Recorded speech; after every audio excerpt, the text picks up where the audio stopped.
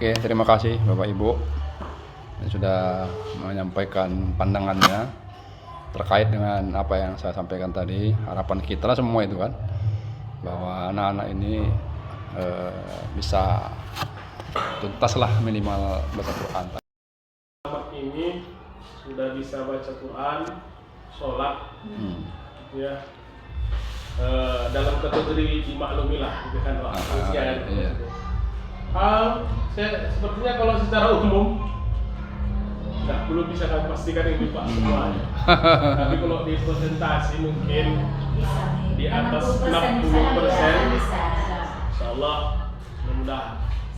Di mana lah yang paling presentasinya lebih rendah Pak? Di baca Quran.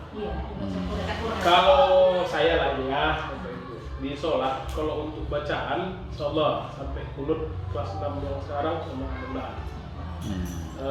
Karena itu memang rutin.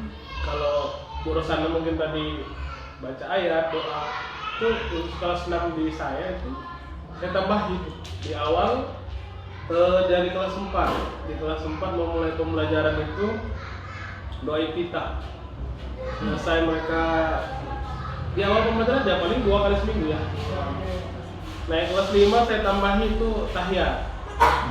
Dan kemudian di kelas 6 tinggal sunut. Kan cuma ini yang panjang bacaan dalam sholat.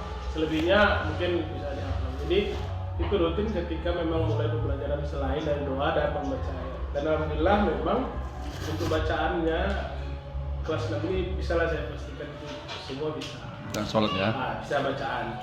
Kalau gerakan insya Allah ya mungkin nggak terlalu kesulitan ya Pak untuk gerakan sholat. Tapi kalau baca tulis Quran sama itu. Kalau saya Iqra 2 Pak, Iqra 1 kayaknya nggak lah. Iqra 2 lah.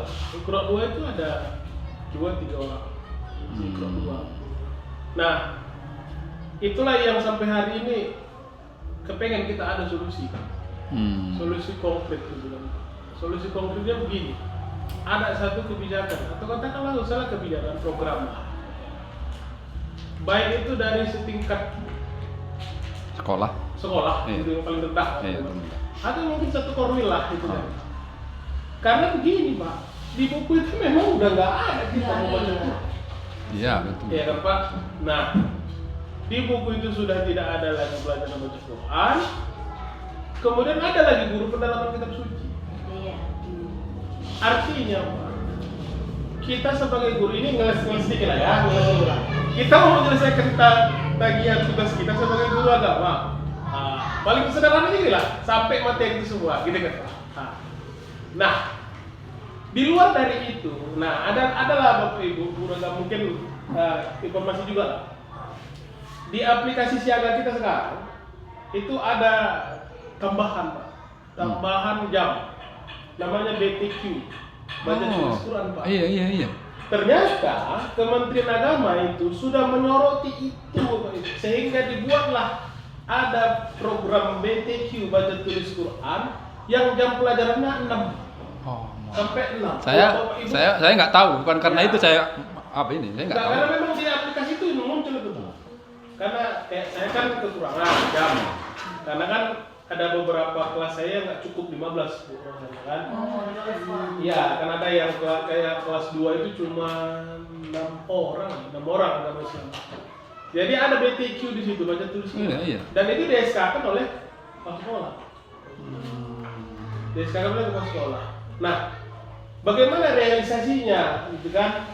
Realisasi dan teknik pelaksanaan BTQ ini kan kepala sekolah juga nggak menguasai kan? Iya. Katakanlah, saya dan kawan-kawan guru lah, itu dia Pak. Jadi termasuk BTQ ini, ya inilah yang kayaknya selaras dengan ini Pak. Evaluasi kita ke depan itu kan BTQ itu memang ya udah realisasikan persoalan siapapun yang udah pas jamnya, mau kurang jamnya, realisasikan. Di jam mana diambil, apakah bagaimana teknisnya. Kalaulah diharapkan, diharapkan pada saat pembelajaran normal nggak terjadi itu nggak mungkin. Suka ada yang dikorbankan. Karena kenapa Pak? Mohon maaf, setelah saya analisa, kami di sini nggak harus sekolah sore. Kalau di kampung saya dulu Pak di Margo, setiap desa ada sekolah sore Pak. Jadi udah mengaji dia di rumah waknya atau di tempat mengaji, di sore mengaji lagi, jadi baca Quran itu rata-rata di kampung kita ini, daerah sini nggak ada, Pak. Jadi mutlak yang diharapkan hanya Sekolah ya. TK dulu, TK RA lah, RA yang sebelumnya, kemudian sampai di kelas 1 nggak ada bahas itu lagi, Pak. Baru kemudian, saya nggak mau menyalahkan siapa kan, kitab suci nggak pernah dievaluasi programnya, nggak tahu targetnya mana, outputnya seperti apa yang diharapkan, kan gitu, Pak. Nah, kita nggak usah itu, kita ke guru Pak ini. Jadi saya berharap gitu, Pak, sebenarnya, sehingga begitu ada yang kita katakan BTQ itu direalisasikan. Oke, terima kasih Bapak Ibu yang sudah menyampaikan pandangannya terkait dengan apa yang saya sampaikan tadi. Harapan kita semua itu kan, bahwa anak-anak ini bisa tuntas lah minimal baca Quran. Tapi terus terang saya bukan karena saya tahu ada itu tadi ya, ada BTQ tadi, enggak. Memang sejak lama saya concern di bidang itu kan. Sejak lama. Sejak pengawas PAI ini saya udah memang concern di bidang itu. Karena saya mengalami langsung yang pernah saya ceritakan itu. Kuliah itu. Nah, itu memang miris sekali. Makanya saya harus terpaksa mundur ke bawah sejak SD. Jangan sampai tamat SD anak-anak nggak pandai mengaji. Karena tuntas mengaji itu ya saya tamat SD. Karena dulu aku tamat SD udah bisa mengaji Pak. Iya. Kenapa sekarang nggak bisa? Nah, kan itu memang zaman awal dulu ada bantuan ngaji di rumah, ya kan, ngaji di rumah, ngaji ke tetangga, gitu pula kan. Jadi apakah anak-anak ini yang tak pandai nggak ngaji di rumah, nggak tahu saya, atau nggak ada tempat pengajian di rumah, kan itu. Seandainya anak-anak ini dapat bantuan mengaji di rumah, mungkin lebih baik tuh Pak Azmi, ya kan. Apalagi tambah dengan TPQ, ya kan. Itu lebih mudah lah. Jadi makanya pertanyaan saya tadi memastikan seperti itu, ya terjawab sudah kan gitu. Ada gambaran sepertinya agak sulit. Jadi karena ini sudah mendekati mau tamat, sepertinya nggak mungkin, kan gitu. Ya kan? Nah, sepertinya nggak mungkin ya untuk menyelesaikan itu. Tinggal yang kelas 5 lah nanti, ya kan? Yang kelas 5 lah nanti bagaimana setahun ini. Bapak ibu upayakan itu, nah, kan? Jadi kalaupun nggak bisa menangani sendiri, ya minimal kita sarankan ngaji di rumah, ya kan, ngaji di rumah di tempat tetangga gitu kan. Mudah-mudahan terbantulah guru-guru PAI itu kan. Memang pelajaran mengaji khusus nggak ada di PAI ini kan, memang nggak ada dia. Harus dibuat khususnya itu memang berarti. Ya kan, jadi apa artinya? Banyak cara lah seharusnya yang bisa kita lakukan. Bagaimana juga bisa berkolaborasi dengan guru penghayatan Al-Quran, benar kan?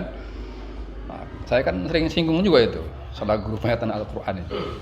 Saya waktu pertemuan di dinas saya pernah saya sampaikan itu Pak, pernah, sama Pak Sekjen. Maunya kan itu dievaluasi, bukan berarti dievaluasi mau menyalahkan atau mau memberhentikan, tidak. Ditingkatkan gitu kan, tingkatkan hasil pembelajaran penghayatan Al-Quran itu kan. Jadi ada kolaborasi antara guru agama dan itu tadi guru pembelajaran kitab suci itu kan. Bagaimana caranya guru penghayatan kitab suci itu dibimbel lagi kayak dilatih lagi kayak. Atau mungkin seperti yang pernah saya sampaikan juga di situ juga, saya bilang begini, Pak, kalau mau bagus itu hasilnya pembelajaran Al-Quran di SD itu, karena rata-rata kan di SD-nya juga, nggak ada di SMP kan, maka buatlah tes di SMP, buatlah tes masuk di SMP belajar Al-Quran, tapi bukan untuk menentukan kelulusan, hanya untuk pemetaan masuk SMP negeri lah terutama, rata-rata SMP negeri yang ada itu kan. Tes di SMP negeri anak-anak itu mengajinya, begitu. bukan maksudnya untuk ini kelulusan, tidak. Pemetaan sampai sejauh mana sudah itu. Ini pembelajaran penghayatan Al-Quran itu, situlah evaluasinya.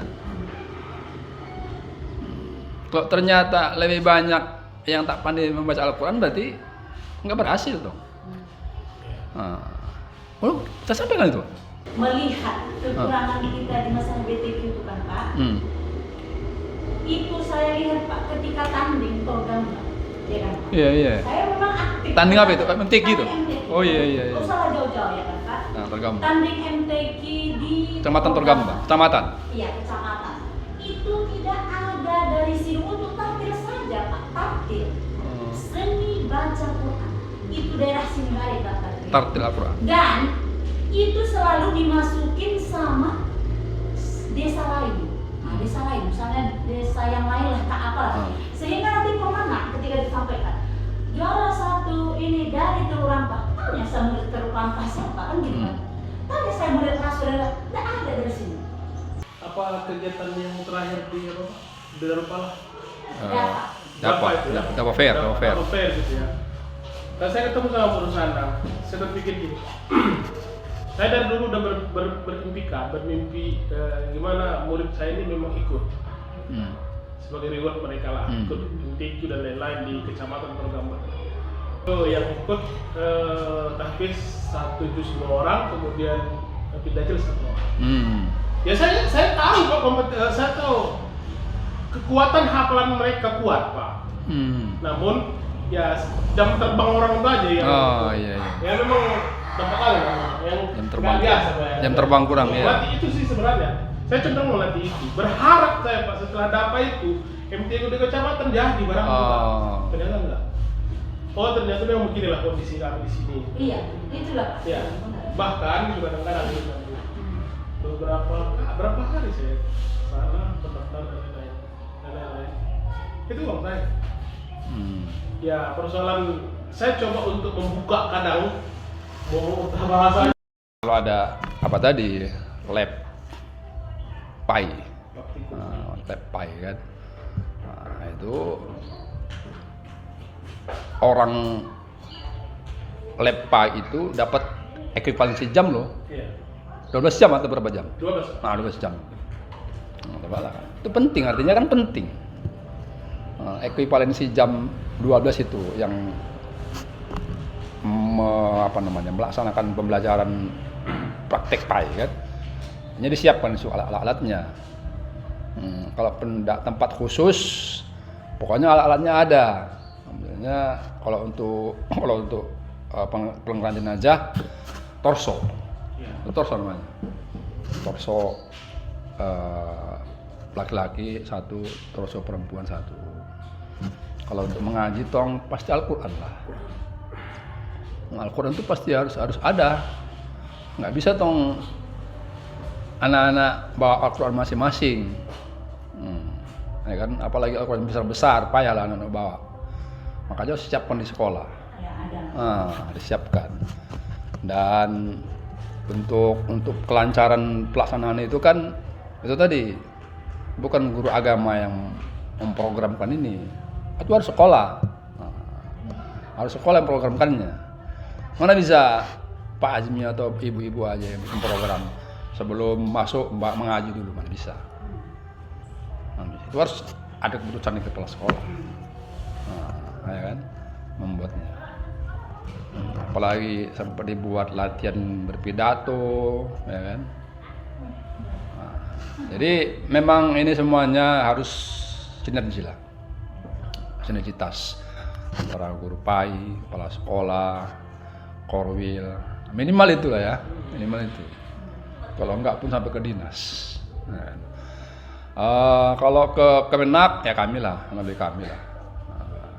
Apa yang kira-kira perlu diambil kebijakan bisa kami yang melaksanakannya, gitu. Artinya kalau sifatnya kebijaksanaan bisa kita ambil. Tapi kalau pendanaan di Kemenak itu nggak ada, kan? Maka dia harus ke sekolah. Peringatan yang besar, dana sekolah lah pula. Dulu saya pernah kepala sekolah loh. Saya kepala sekolah 10 tahun dari kepala. Tahap pertama tahun 2001 sampai tahun 2006 itu belum ada bos, belum ada. Tahunnya bapak ibu tahun berapa bos ada? Nggak tahu kan? Saya tahu. Itu bos tahun 2006 baru ada. Di tahap kedua saya 2010 kepala sekolah, dia udah lupa sampai 2015 itu udah ada bos. Jadi untuk kepentingan sekolah itu boleh aja. Untuk kemampuan dan prestasi anak itu boleh aja. Kemampuan kognitif, afektif, psikomotorik bisa. Ya, kan sering saya post di sini bagaimana kepala sekolah harus memajukan madrasah, memajukan sekolah. Ini caranya begini-begini. Itu perlu dana memang. Perlu dana. Jadi program-program kegiatan sekolah madrasah itu harus perlu dana. Tidak ada program sekolah madrasah mau maju tanpa dana, nggak ada itu, nonsen. Itulah yang akan di bos. Itu mau tak mau, kalau nggak ada mengeluarkan uang, payahlah majunya. Payahlah majunya, ya itu.